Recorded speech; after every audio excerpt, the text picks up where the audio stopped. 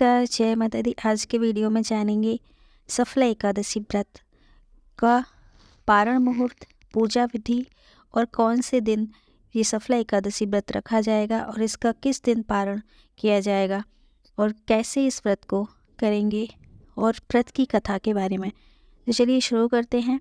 7 जनवरी 2024 को नए साल की पहली एकादशी यानी सफला एकादशी का व्रत रखा जाएगा। पौष माह के कृष्ण पक्ष में आने वाली सफला एकादशी अपने नाम स्वरूप साधक के समस्त कार्य को सफल बनाती है। इस व्रत को करने से नौकरी, व्यापार, शिक्षा संबंधी आदि क्षेत्रों में सफलता प्राप्त होती है। सफला एकादशी का मतलब होता है हर कार्य में सफलता। तो चलिए शुरू करते हैं इस व्रत की कथा, क्योंकि बिना कथा के यह व्रत अधूरा माना जाता है। तो सबसे पहले बात करते हैं कि इस कहानी को भगवान श्री कृष्ण ने युधिष्ठिर को सुनाया था। उन्होंने कहा युधिष्ठिर से, मैं ज्ञान, स्नान, तीर्थ, तप इत्यादि शुभ कर्मों से शीघ्र प्रसन्न नहीं होता। एकादशी व्रत करने वाला मुझे प्राणों के समान प्रिय लगता है। पौष मास के कृष्ण पक्ष की एकादशी का नाम सफला एकादशी है। यह सब कार्य को सफल बनाने वाली है। इसमें नारायण जी की पूजा होती है। ऋतु अनुसार फल फूल तथा धूप दीप इत्यादि से पूजन करना चाहिए। महात्म्य की कथा भी मैं इस कहता हूँ, प्रेम पूर्वक इस कथा को सुनो। चंपावती नगरी में एक माहेश्यमान नामक राजा राज्य करता था। उसके 4 पुत्र थे। बड़े पुत्र का नाम लुम्पक था। वह बड़ा दुराचारी था। मांस, मदिरा सेवन, परस्त्री गमन, वेश्याओं का संग इत्यादि कुकर्मों को किया करता था। पिता ने उसे अपने राज्य से निकाल दिया।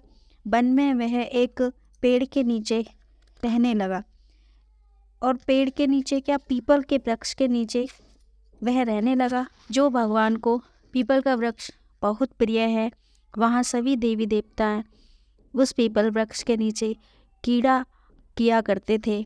ऐसे पतित पावन वृक्ष के नीचे लुम्पक भी रहने लगा, परंतु फिर भी उसकी चाल टेढ़ी ही रही। पिता के राज्य में चोरी करने वाला चला जाता था और पुलिस पकड़कर राजा के डर से उसे छोड़ देती थी। एक दिन पौष मास के कृष्ण पक्ष 10वीं की रात्रि को उसने लूट मार अत्याचार किया और पुलिस ने उसे वस्त्र उतारकर वन में भेज दिया।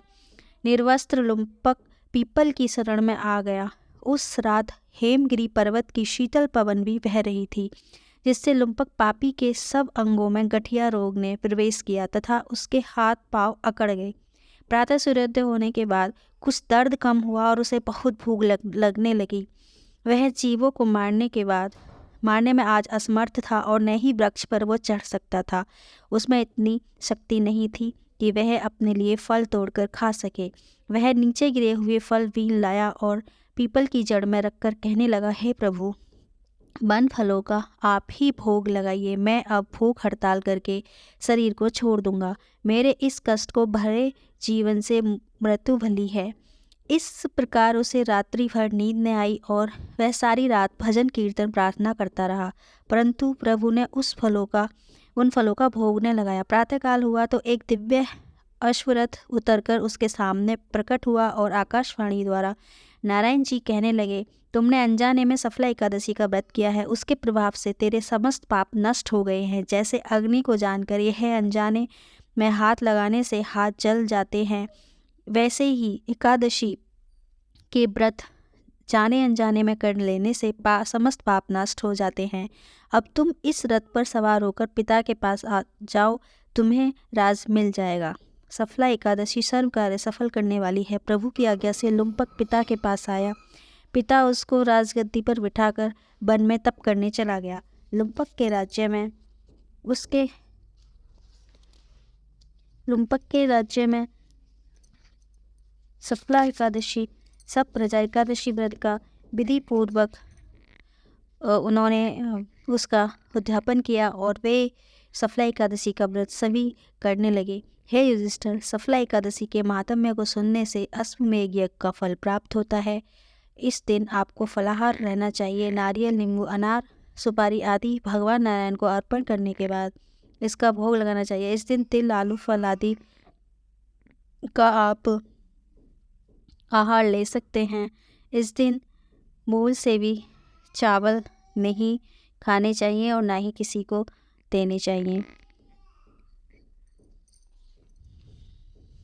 कथा हुई पूर्ण। बोले श्री हरि विष्णु भगवान की जय। जय माता दी।